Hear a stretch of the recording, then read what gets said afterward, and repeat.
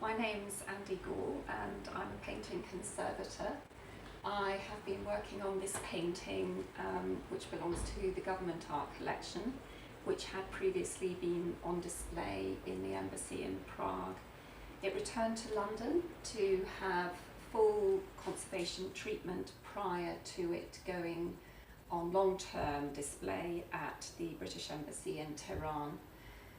When the painting arrived in London, it was primarily very, very discoloured. It had a very brown varnish over the whole painting with a great deal of very discoloured overpaint, particularly in the background.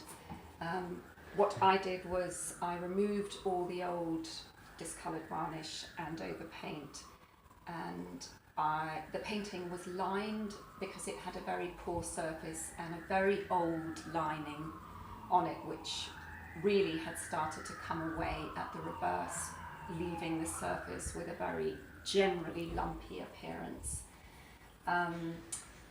Once I'd removed the old varnish and the old overpaint, it was clear to see that it had had quite a large amount of restoration in the past. Most of this area of the background, which is dark, had mostly been removed. There was very little original paint there. The skirt had been partially cleaned. The jacket has what's now can be seen to be rather a nice glaze, but it was very uneven and patchy. So after it was cleaned and after the structural restorer had lined it and re-stretched it onto a new stretcher, with discussions with the curator at the Government Art Collection, it was decided to glaze over most of the background to try and return it to the condition that it was previously in when it left the artist's studio. So a great deal of this has been glazed. The damages in the curtain, down along the bottom and in the skirt area have all been painted, and it's now just in the final stages of retouching.